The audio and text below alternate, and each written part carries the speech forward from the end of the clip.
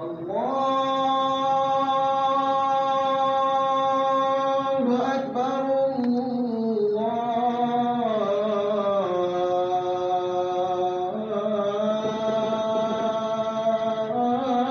الله أكبر.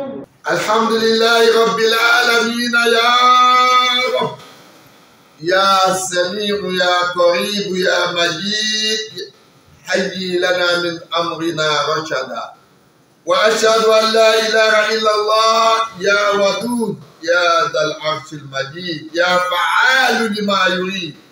وأشهد أن سيدنا ونبينا وعظيمنا وحبيبنا محمد رسول الله، آدم الأنبياء وإمام المرسلين. أما بعد، فيا عباد الله، أوصيكم ونفسي بتقوى الله. قال تعالى: يا أيها الذين آمنوا اتقوا الله وقولوا قولا سديدا يصلح لكم أعمالكم ويغفر لكم ذنوبكم، ومن يطع الله ورسوله فقد فاز فوزا عظيما.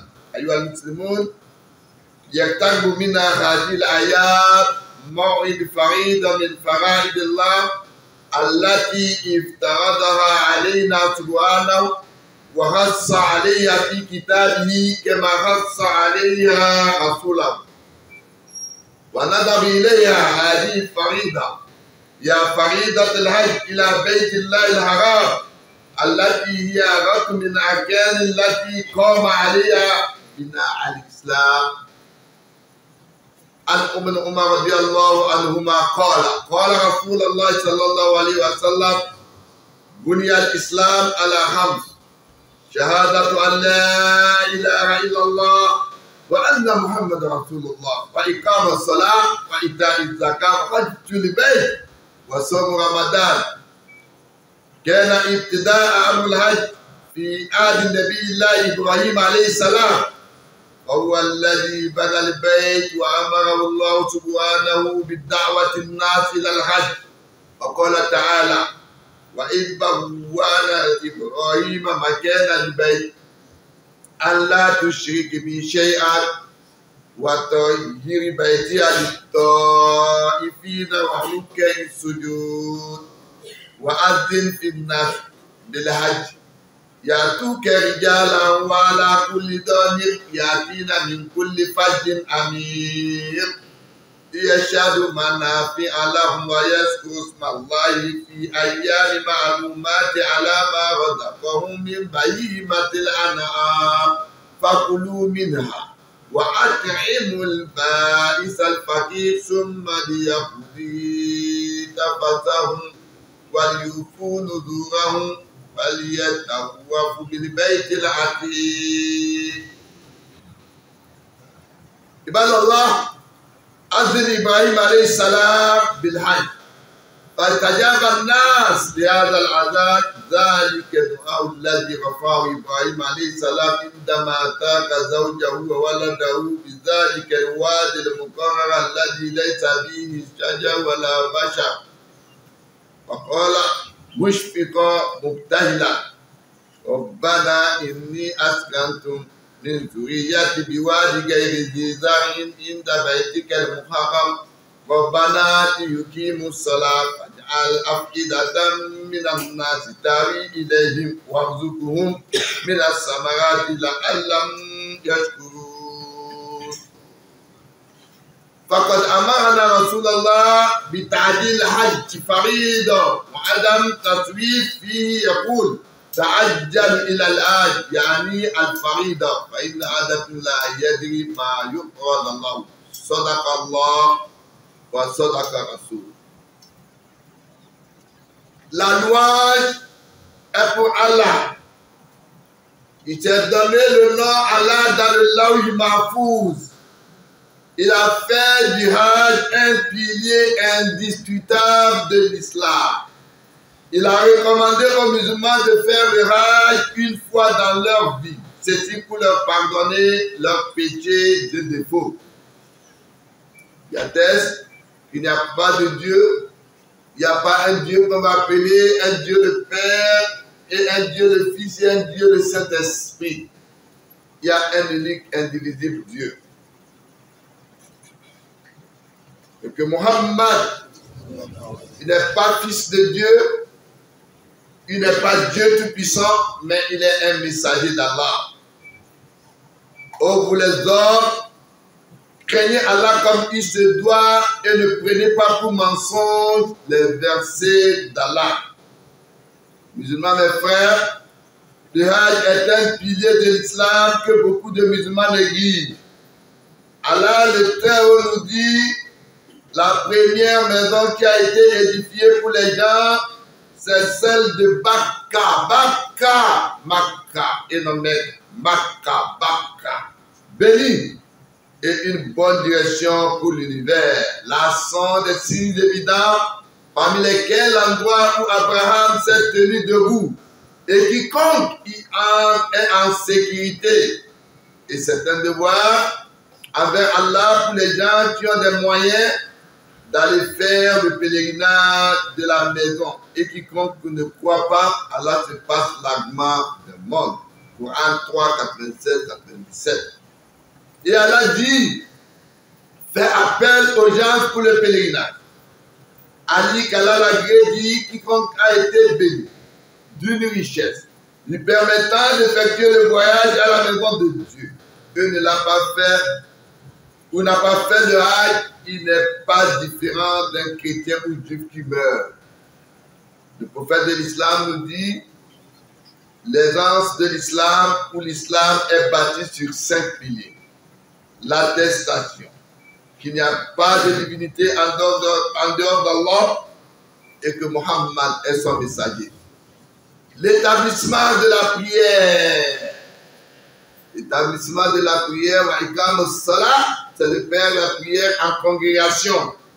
L'acquittation de l'aumône, qui est un 40e de votre bien par an, et le jeûne du mois de Ramadan et le pèlerinage à la maison sacrée de Dieu pour celui qui a les moyens.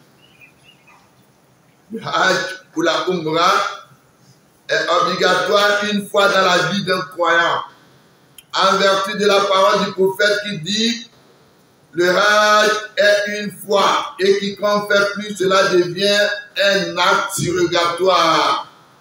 Dans Sahih Muslim, il a été rapporté qu'Allah vous a recommandé le Hajj. Faites le Hajj. Alors on demanda au prophète, est-ce chaque année? Le prophète dit, si je disais oui, vous leur faites une obligation et ne serez pas dans mesure. Il est recommandé aux musulmans de faire du Hajj un programme dans sa vie quotidienne et le faire le plus tôt possible car personne ne sait ce qui peut lui arriver à chaque instant. Le prophète de l'islam nous a recommandé de toujours porter l'intention de faire le pèlerinage car personne d'entre vous ne sait ce qui peut lui arriver. Il a été interrogé sur l'œuvre le plus recommandée par Dieu. Il dit la croyance en Dieu, au prophète. Ensuite, le fort dans la voie de Dieu. Quand on dit djihad fi sabilillah, ce n'est pas ceux qui sont en train de tuer n'importe comment les gens pour dire que c'est djihad. C'est le djihad de nafs, le fort dans le changement en bien en soi-même. Puis enfin, al-hajj al-mabrour. Al-hajj al-mabrour, laysa lahu jaza'u illa al-jannah. Le hajj mabrour qui n'a pas de récompense que le paradis. Il dit, faites le hajj et la umrah vers vous bénéficierez de la bénédiction de Dieu et du pardon des péchés. Abraham, à qui Allah a demandé de faire l'appel pour le hajj, il disait, oh mon Seigneur, comment faire parvenir le message aux gens comme ma voix ne peut pas les atteindre? Allah dit, toi appelle et c'est notre devoir de le faire attendre, de le faire atteindre. Abraham se leva et dit, oh peuple, votre Seigneur a choisi une maison. Ainsi, faites le pèlerinage vers cette maison. Il a été dit que les montagnes se sont aplaties. Et sa voix attendit tout le monde entier. Tous ceux qui étaient dans l'ombre caché avaient attendu cet appel. Tous ceux qui Allah a décrété le pèlerinage jusqu'au jour du jugement, répondre à l'appel en disant Labbaik Allahumma labbaik, labbaik la sharika lak labbaik, innal hamda wa ni'mata lak wal mulk la sharika lak. Voilà comment on répond à l'appel de Dieu. Labbaik, oh Allah, je réponds à ton appel. C'est pour aller démontrer l'unicité de Dieu. Labbaik la sharika lak labbaik. Je réponds en toi à ton appel. Il n'y a pas de divinité en dehors de toi, Allah. Innal hamda, toutes les louanges, wa ni'ma, toutes les bénédictions, les bienfaits, l'acte à toi, wa le mulk, la royauté t'appartient. La sharika lak, il n'y a pas de divinité en dehors de toi, Allah. Et en même temps, les gens qui répondent, ceux qui sont partis avec de l'argent frauduleux, l'argent volé, vous avez fait souffrir quelqu'un, vous avez fait pleurer quelqu'un, et vous prenez leur argent pour aller faire le pèlerinage, les gens vont vous répondre, là, labbaik lak. On n'accepte pas ton labbaik. Les fondements du pèlerinage, 4 actes fondamentaux caractérisent le pèlerinage. L'intention de la sacralisation à l'Iram, la tournée autour de la Kaaba, la marche entre Safa et Marwa et la station à Arafat, comme le prophète l'a dit, Al-Hajj, Arafat. Le Hajj, c'est Arafat. Si l'un de ces actes est négligé, le pèlerinage est décrété nul. Et le prophète a fixé les endroits d'où on doit commencer l'Iram comme suit. Zul Hulayfa pour les habitants de Médine et plus précisément la plupart des Togolais qui prendront le Iram à partir, qui passeront par Médine avant de commencer leur pèlerinage à Zul Hulayfa, quelques 40 km de Médine. Jofa pour ceux qui viendront dans les environs de Syrie, comme Manas Boudnaj, et Yalamla pour ceux qui vont quitter le Yémen. qu'Allah facilite le pèlerinage à ceux qui ont eu l'intention de faire le pèlerinage cette année. Qu'Allah le Tout-Puissant nous fasse tous faire le pèlerinage. Invoquons Allah le Tout-Puissant qui nous compte parmi les pèlerins une fois avant notre mort. Alhamdulillah wa kafa. Summa salatu wa salamu ala ashrafil mursalin Sayyidina Muhammad wa ala alihi wa sahbihi wa sallam. Ibadallah, ittaqullaha haqqa tuqatihi wa la tamutunna illa wa antum muslimun. Wa qala ta'ala wa makaru wa makara Allah wallahu khayrul makirin. إذ قال الله يا عيسى ابن مريم إذ قال الله يا عيسى إني متوفيك ورافعك إلي ومطهرك من الذين كفروا وجاعل الذين تبعوك فوق الذين كفروا إلى يوم القيامة ثم إلي مرجعكم فأحكم بينكم فيما كنتم فيه تختلفون. Sadaqallah al-Azim. L'ascension de Jésus, point de vue de l'islam. Les enfants d'Israël ont comploté contre Jésus, mais Allah a riposté. Sa riposte est toujours la meilleure. Ce fut alors qu'Allah dit au Jésus, Allah dit à Jésus, ô Jésus, je vais te rappeler, t'élever auprès de moi et te purifier de ceux qui m'ont dénié. Je donnerai à ceux qui t'ont subi la suprématie sur les mécréants jusqu'au jour de la résurrection où vous ferez retour vers moi. Alors, je trancherai l'objet de vos différends. Coran 3, 54 à 55. Hier jeudi, ou chaque jeudi de la 6e semaine après Pâques, c'est-à-dire 40 jours après le dimanche de Pâques, l'Église célèbre la fête de l'Ascension. Hier, nous avons eu à célébrer encore l'Ascension. Le vendredi saint, Jésus est crucifié. Le dimanche de Pâques, Jésus est ressuscité le 3e jour. Le jeudi de l'Ascension, Jésus monte au ciel, c'est-à-dire 40e jour. Pour le Nouveau Testament, La réalité de l'ascension apparaît comme l'étape ultime de la résurrection. En ressuscitant d'entre les morts, Jésus est déjà glorifié. La mort n'a plus de prise sur lui et les limites imposées par sa condition d'homme n'existent plus. Mais en montant auprès du Père, en termes hébreux, quand on dit le Père, c'est Dieu, le Seigneur a dit à mon Seigneur, assieds-toi à ma droite jusqu'à ce que j'ai fait de tes adversaires un escargot sous les pieds. Acte 2, 34 à 35. La question maintenant, combien de temps Jésus est-il resté auprès de ses disciples? Dans les actes des apôtres, il écrit, acte 1, 6. Étant donc réunis, il interrogeait ainsi, Seigneur, est-ce maintenant le temps où tu vas restaurer la royauté en Israël? Il leur répondit, il ne vous appartient pas de connaître le temps et moment que le Père a fixé de sa seule autorité. Tu seras interrogé sur le temps. Dit Jésus, personne ne connaît, cette connaissance appartient à Dieu.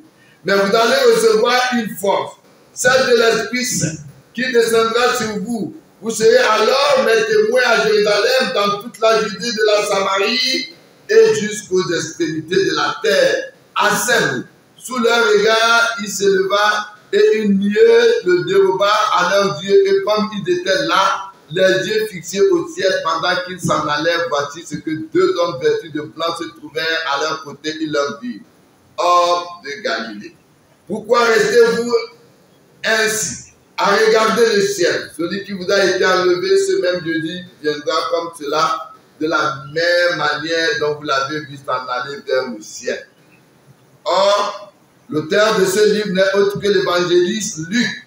Et dans l'évangile de Luc, il n'est pas question de 40 jours. Jésus est ressuscité le premier jour de la semaine, c'est-à-dire le dimanche. Le même jour, et il raconte deux illustres inconnus sur le chemin du nord de Damas, village qui se trouverait à une trentaine de kilomètres à l'ouest de Jérusalem. On ne sait pas trop où. Le soir même, ces deux hommes se retrouvèrent à Jérusalem, racontaient leur rencontre aux disciples et Jésus se retrouve parmi eux.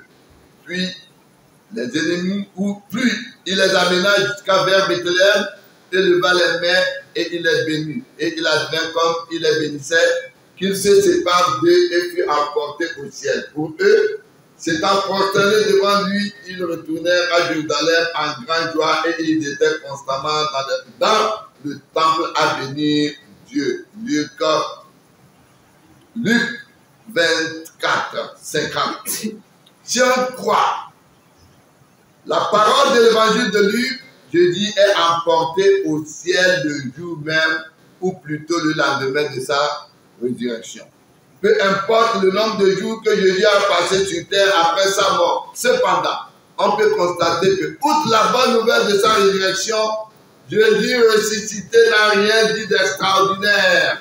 Aucune parole, rien à venir, rien à voir avec la richesse des paroles qu'il a prononcées pendant sa vie avant la crucifixion. Tantôt, nous parlons de crucifixion. Fic, c'est F-I-C-I-O-N. Fiction, c'est F-I-X-I-O-N. Ce n'est pas la même chose. Le Coran dit c'est crucifique. C'est une fiction. L'ascension de Jésus Issa relève du miracle d'Allah. Le texte coranique affirme que Jésus a été soustrait au passage par la mort, élevé par Dieu et soustrait à l'emprise des hommes. Toutefois, il a semblé à ce dernier qu'il a été mis dans la mort. Il a été mis à mort. Le texte coranique n'en dit pas davantage, mais de nombreuses interprétations peuvent le compléter. La figure de Jésus dans le Coran est différente de celle construite par la théologie chrétienne actuellement dominante, notamment par l'interprétation des évangélistes, Jean, etc. Écoutez ce qu'Allah dit. Écoutez, Allah dit, Rappelle-toi quand Allah dit, oh Jésus, certes, je vais mettre fin à ta vie terrestre, te lever vers moi, te débarrasser de ceux qui ne m'ont pas cru, et mettre jusqu'au jour de la résurrection ceux qui te suivent au-dessus de ceux qui ne croient pas. À la part des disciples de Jésus, et non ceux qui se sont chrétianisés ici. Hein. Puis, c'est vers moi que sera votre retour, et je jugerai entre vous ce sur quoi vous vous opposez. L'élévation de Jésus auprès d'Allah confirme sa fin terrestre, mais sa demeure dans les cieux. Ceci est confirmé lors du voyage nocturne du prophète Mohammed qui avait vu Jésus. Et le Coran qui ajoute dans ces versets Wa innahu la ilmu lisa'a fala tamtaruna biha. Le Coran dit oui, il est le signe du jour de la résurrection, ne doutez pas. Et pour d'autres interprétations, un signe de la résurrection. Pour ce qui concerne sa mort, nous pouvons nous contenter de faire, ou bien du fait qu'il est dans les cieux et qu'il n'ait pas encore goûté le fruit de la mort terrestre. Pour le nafsin zadi. Tout ça goûtera le fruit de la mort terrestre.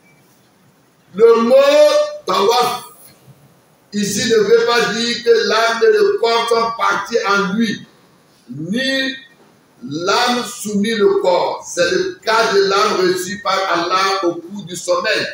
Dans le Coran, Allah dit Allahu yatawaffal hina mawtiha. Allah reçoit les âmes au moment de leur mort, ainsi que celles qui ne meurent pas au cours de leur sommeil. Et wa alladhi yatawaffakum bil-layli wan-nahar wa ya'lamu ma jaratum bin-nahar. Allah dit, et la nuit c'est lui qui prend vos âmes et il sait ce que vous avez acquis pendant le jour. Mais pour la vraie mort, Allah dit hatta idha ja'a ahadakum al-maut tawaffaytahu rusulana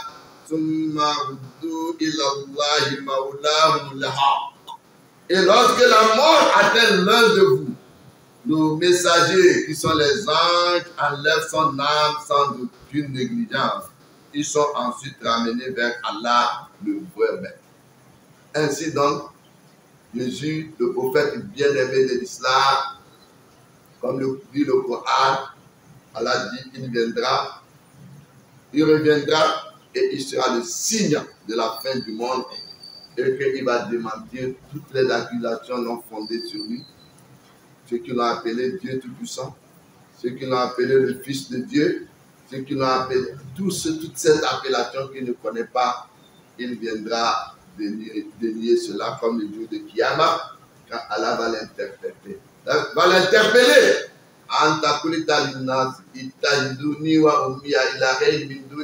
Est-ce toi Jésus qui dira, qui a ordonné aux gens de t'adorer, toi Jésus et ta mère en dehors de moi, Allah, il va décliner cette responsabilité. Je n'ai pas dit, je ne connais pas ça. Je n'ai jamais dit ça. Malgré que nous croyons au principe qu'Allah a révélé l'évangile, au principe, je dis, car l'évangile que nous avons, c'est l'évangile de Jean, c'est l'évangile selon Jean, c'est l'évangile selon Luc, c'est l'évangile selon et non l'évangile selon Jésus. Quand bien même nous croyons au principe qu'Allah a révélé son message, nous n'avons jamais lu un seul endroit de l'évangile selon que Jésus même dise que je suis Dieu Tout-Puissant, adoré. Il va décliner cette responsabilité, il ne l'a jamais dit, et ainsi, vous qui l'adorez, vous devez répondre d'où vient alors l'adoration de Jésus. Il n'y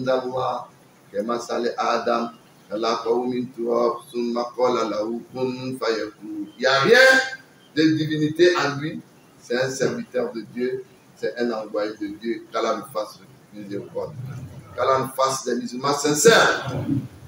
La situation sécuritaire de notre pays et de l'environnement nous interpelle. Qu'Allah apporte la paix dans nos pays. Qu'Allah le Tout-Puissant éradique le mal, le terrorisme l'extrémisme violent qui se cache derrière notre religion, qu'Allah démantèle cela et qu'il nous fasse vivre la paix sincère. Ibadallah, inna Allah ya'muru bil adli wal ihsan wa ita'i dhil qurba wa yanha 'anil fahsha'i wal munkari wal baghi ya'izukum la'allakum tadhakkarun. Qumu ila salatikum yarhamkumullah.